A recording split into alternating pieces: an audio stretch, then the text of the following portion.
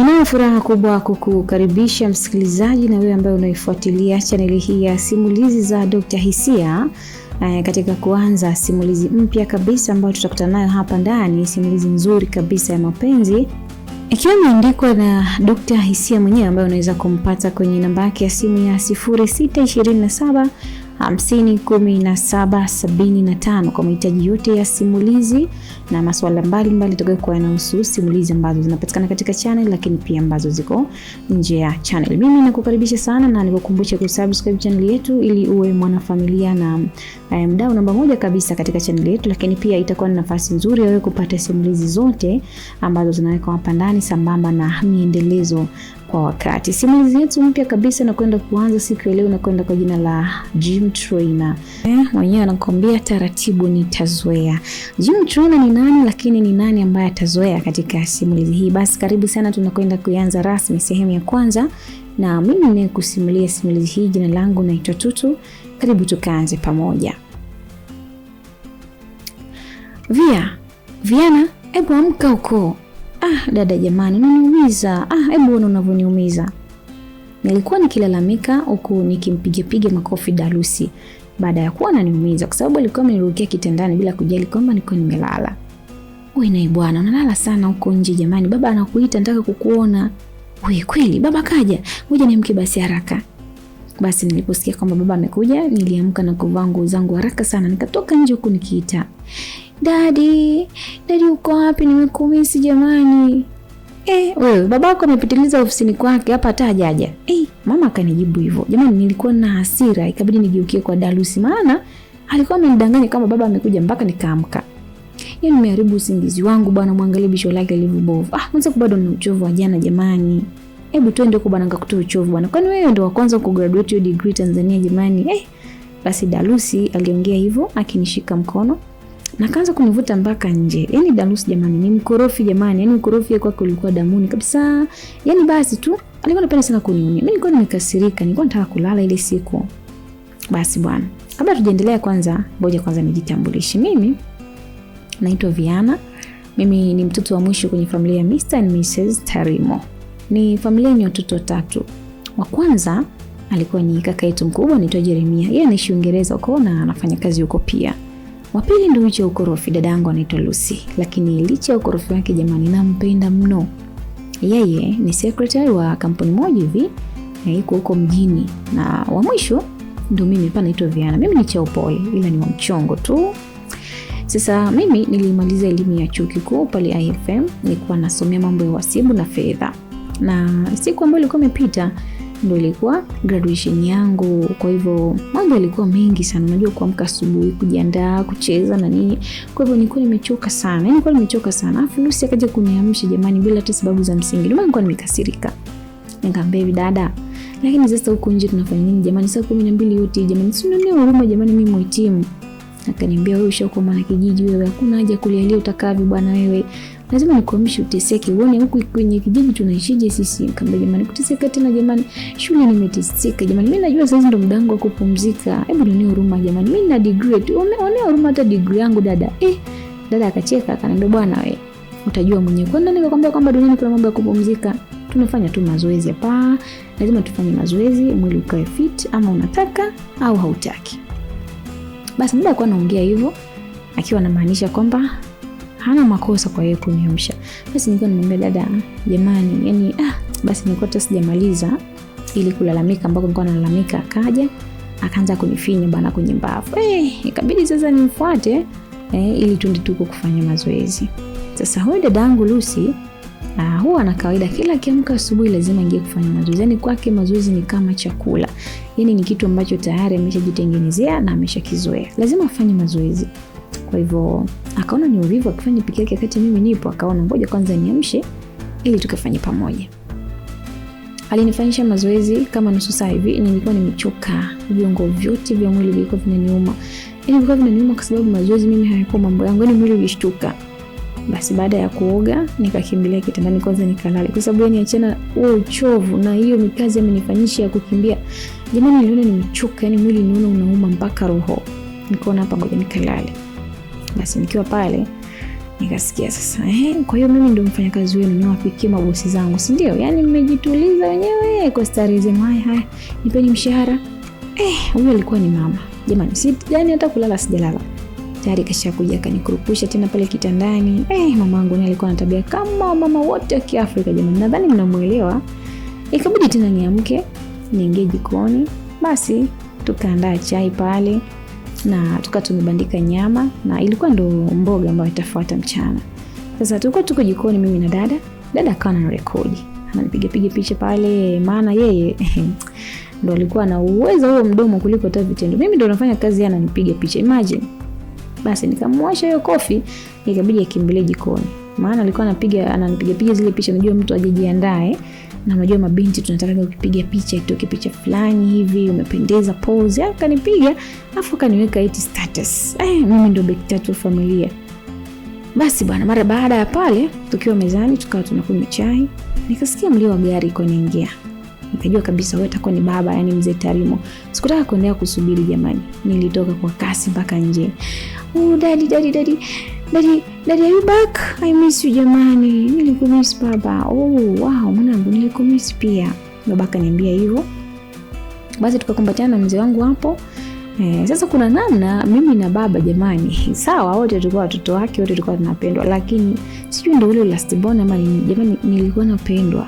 Yaani nilikuwa kama nina vyeo kabisa ndani yake, na nilikuwa na uhakika katika watoto wake wote mimi ndio alikuwa ananipenda zaidi. Japo hawezi kusema, yani hawezi, lakini ndio hivyo. Nilikuwa namuomba vitu vingi sana, natimiza haraka sana. Yani mara nyingine hata nikiwa na dada wakati tuko wadogo kabisa pale tukitaka kutoka kwenda kutembea, hata nituma mimi ndio nikaombe ruhusa ya pesa. Yani sinajulikana kama mimi nikisema ndio wote tunapata. Kwa hiyo nilikuwa babangu alikuwa ananipenda sana jamani. Basi akaniambia hongera kwa kugraduate jamani. Hiyo degree yako jamani, nilitamani sana nishuhudie ukipokea. Lakini ndio hivyo, mambo yalikuwa nje ya uwezo wangu mwanangu. Niko hapa lakini kutimiza ahadi yangu kama ulivyotimiza kwako kuleta degree nyumbani. Kwanza hapa kuna zawadi zako. Baba akaanza. Jamani, kwa hiyo sisi ndo hamtumisi au? Naona mmesimama wenyewe tu hapo. Sijui mnatutumisi. Yaani sijui mnatuonaje, mnatuteta au mnafanya nini? Mama alikuja kuingilia maongezi yangu na baba. Ikabidi baba aseme basi tuingize za ndani. Bado mimi nikaendelea kumdekia babangu jamani. Jamani, mtoto wa kike akipatana na baba yake, mama mwenyewe anakaa pembeni. Babangu alikuwa ananipenda, alikuwa ananidekeza mno na bondi yetu ilikuwa ni ngumu mno kuivunja. Basi baada ya salamu na kila kitu ikabidi sasa tunywe chai na ndo zoezi la ugawaji wa zawadi likawa limeendelea. Kasema baba, kila mmoja hapa ana zawadi yake. Sawa mabinti zangu vipenzi. Lucy, nimekununua laptop ambayo nilikuwa nataka kwa muda mrefu sana kwa ajili ya shughuli zako ofisini. Daddy jamani, I love you so much. Jamani nakupenda. Aliongea dada Lucy huku akimkumbatia baba kwa furaha sana. Na mimi nikapewa zawadi ya simu kali ambayo nilikuwa nataka kwa muda mrefu. Ilikuwa ni iPhone macho matatu bana, yani kwa kipindi hiko ndio ilikuwa toleo jipya. Baba jamani alijua kutupenda. Yani vitu vingi ambavyo tulikuwa tunahitaji alikuwa anatupa. Yani pale anapopata pesa tu lazima atupatie mahitaji yote ambayo tulikuwa tunataka kama mabinti. Basi bwana baadaye akasema basi mtachagua sehemu ya kwenda vacation, mkapoze akili kidogo, mimi nitagharamia kila kitu. Aliongea maneno ambayo yalitufurahisha kwa sababu hapo yeye ndio alikuwa amegusa penyewe yani. Basi tukafurahi hapo, tukaruka wenyewe, tukajikumbatia na dada yani. Basi baba na mama wakaingia chumbani ili wapeane hizo zawadi zao za siri ambazo sisi hatukutaka kujua na msikilizaji usaki kujua. Sasa siku hiyo tulishinda nyumbani kama familia tukizungumza mambo hapa na pale, na siku inayofuata ilikuwa ni siku ya Jumapili. Kwa hivyo tulienda kanisani kwa kutumia gari ya familia. Ibada ilipoisha tukarudi nyumbani. Saa 10 jioni dada akanishawishi twende gym tukafanya mazoezi kama kawaida. Na akanituma mimi ndo niende kuomba ruhusa kwa baba. Na mzee alituruhusu kwa sababu mdao alikuwa anatoka pia na mama. Basi mzee wangu alikuwa anapenda sana mambo ya romantic. Ni licha ya umri wake kusogea lakini alikuwa anamdekeza mamangu jamani.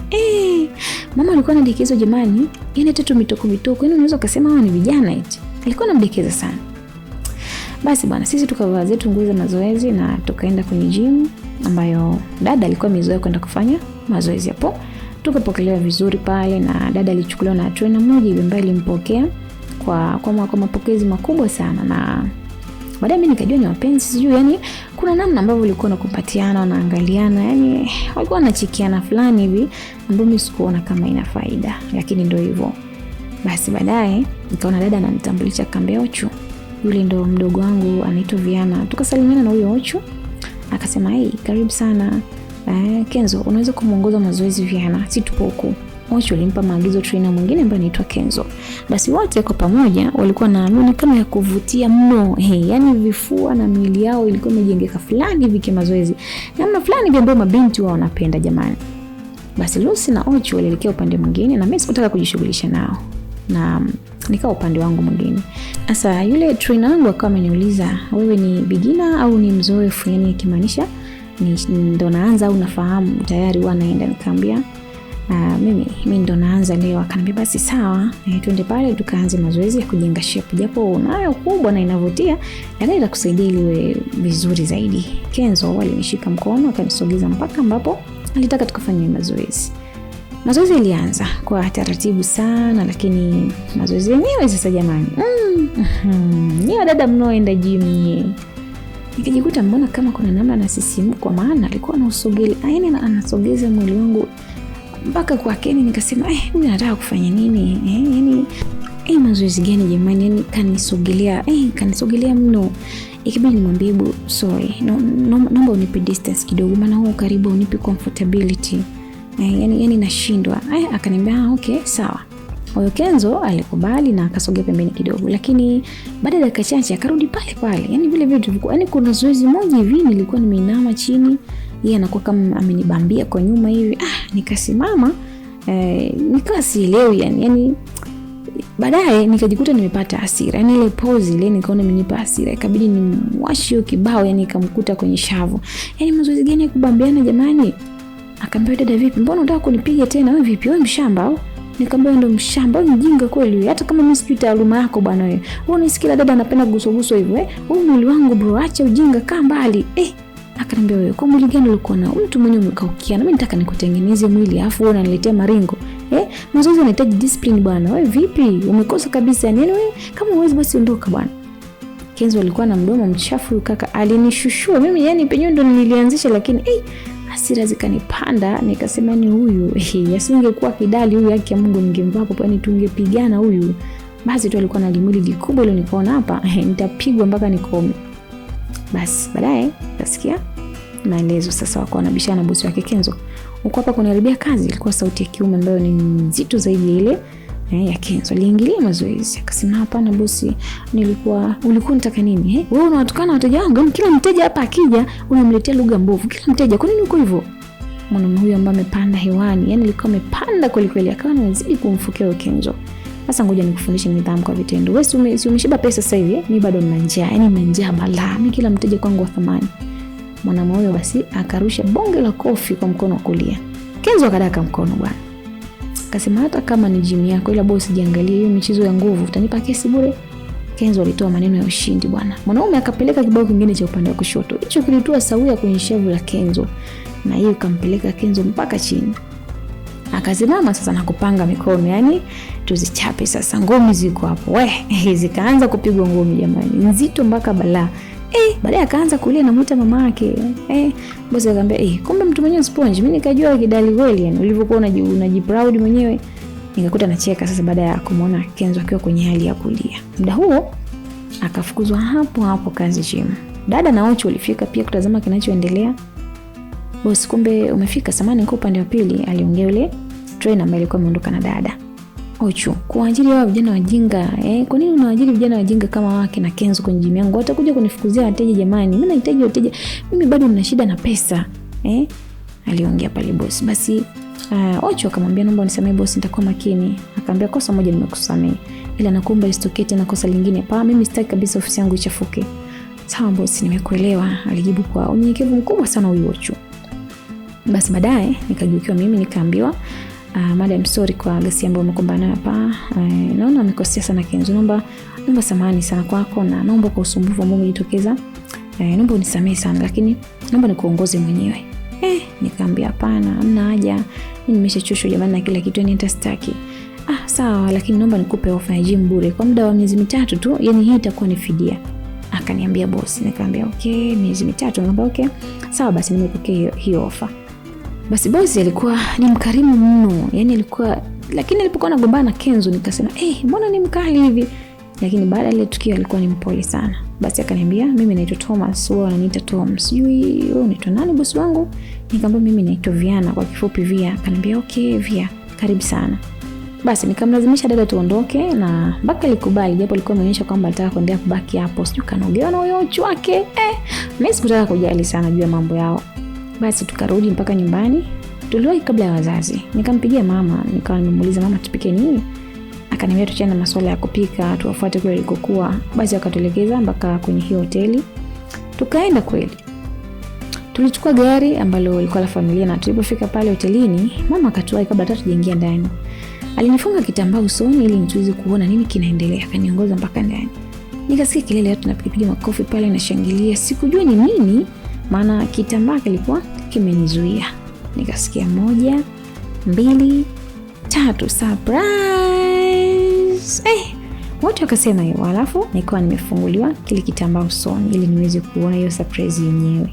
Jamani, nilifumbua macho yangu kutazama ile eneo. Kulikuwa kuna watu wengi. Wapo ambao nilikuwa nawatambua, lakini ambao wengi walikuwa ni wafanyakazi ofisini kwa mzee. Lakini pia kulikuwa na marafiki zangu na ndugu baadhi. Eneo lilikuwa limepambwa vizuri sana, ni kumepambwa, kumependeza. Kuna maneno ambayo yalikuwa yanavutika pale mbele. Nikitazama tu na enjoy kuangalia. Paka pameandikwa congratulations Viana. Nikajisi wa kipekee jamani. Furaha ambayo nilikuwa nayo moyoni. Ningekuwa ndege wallahi ningepaa nikaimba nikacheza huko ulimwenguni mpaka basi. Basi baba akaniambia, karibu my princess. Haya yote ni kwa ajili yako. Baba alitamka maneno hayo na akawa amenikaribisha mbele, ambapo alipofika akaanza kuzungumza tena. Mabibi na mabwana, kwa furaha kubwa niwakaribishe kwenye sherehe ndogo ya kumpongeza binti yangu kwa kuhitimu elimu yake ya chuo kikuu. Na mpaka sasa nyumbani kwangu zimetimia degree 7 na hapo ukiziweka mbali zile za heshima, basi makofi mengi sana aje kwangu. Baba alitia mbombo kidogo, watu wakaripuka kelele kweli za kushangilia. Basi nilifungua champagne na watu waligonga cheers pale. Baadaye nikakata keki ambayo ilikuwa imeandaliwa kwa ajili yangu. Na hapo keki zilikuwa za aina mbili. Ipo ambayo ilikuwa ni keki ya ngano na ipo ambayo ilikuwa na ndafu. Sisi kama Wachaga, sherehe bila keki ya ndafu jamani ni uhaini, ni kosa kubwa, unaweza ukafungwa. Basi nikawalisha wazazi, lakini pia walifuatia watu mbalimbali kupata keki huku wakishusha vinywaji mbalimbali pale. Na muda wa zawadi ndio ulikuwa balaa jamani. Sio kwa pesa ambazo nilipewa jamani. Yaani pesa ambazo tu walitoa watu walikuwa pale ilikuwa milioni 5 hiyo ukichanganya na zile ambazo baba aliniwekea kwenye akaunti yangu. Nikawa jumla na milioni 10. Nikajiona tajiri mtoto ghafla.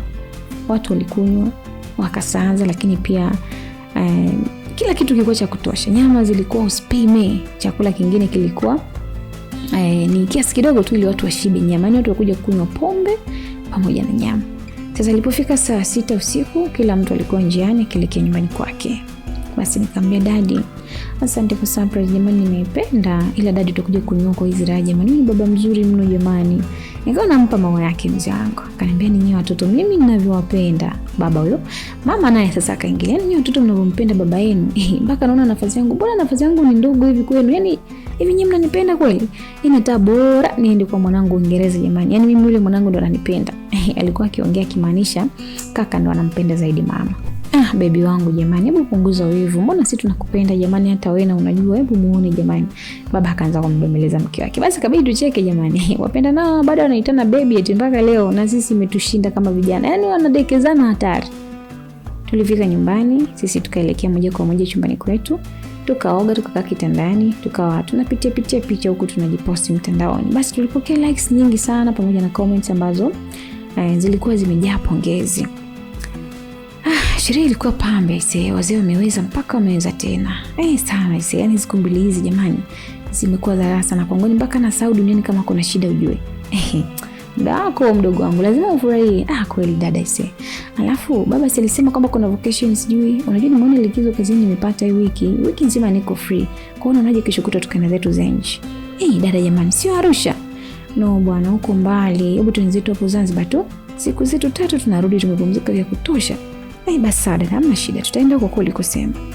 Hapo ndo maana kupenda mdogo wangu. Alafu kuna kazi ujue pia umepata. Kazi gani tena sasa jamani? Hata cheti mimi chechu sijapata, nishapata kazi jamani, hata sijapumzika. Nani anataka kunipa kazi mapema hivyo? Ndio ujue mdogo wangu una nyota. Yaani wewe una nyota mpaka mimi nakupa salute. Yaani jamani, hebu jione mwenyewe. Yaani Jamani, yani wewe mtoto wewe una nyota hiyo, yani umeshapata kazi na kwamba wewe jua tu, mimi nishakwambia usiwaze mambo mengi, jua kwamba ushapata kazi, ndio kwanza umetoka chuo, wala hauna chochote, hauna uzoefu, lakini ndio hivyo ushapata kazi mwali wangu we. Dada kanipa habari ambayo ilikuwa ni njema na ilibeba mshango mwingi sana kwa sababu sikuwa nimeomba kazi mahali popote pale, lakini eti nilikuwa nishapata kazi. Ikabidi tu nipokee simu ya dada pia ili niweze kujitazama sasa na kuona hiyo kazi ambayo inanitaka ni ipi. Kazi gani ambayo nimepewa na nani ambaye ananipa kazi jamani, bila hata sijatuma maombi. Sijui atakuwa ni nani, lakini msikilizaji, unafikiri itakuwa ni vipi? Jamani, umeshapata kazi wewe bila kuomba kazi. Basi binti Viana natualika katika sehemu ijayo ili tuweze kufahamu ilikuwaje kuhusu yeye kupata kazi, lakini huyu gym trainer ambaye anazungumziwa hapa atakuwa ni nani? Kibwagizo kinasema taratibu nitazoea. Utazoea nini? Mazoezi ama kitu gani? Andika comment yako hapo, unajisikiaje wakati wote ukiwa unasikiliza simulizi hii? Nini unatamani kiongezwe, nini kipunguzwe, mhusika gani amekukosha so far? Lakini pia unaweza kuandika hata vile ambavyo unatabiri kwamba simulizi itakwenda kuwa. Tutakutana katika sehemu ya pili. Mimi ninayekusomea simulizi hii, jina langu naitwa Tutu.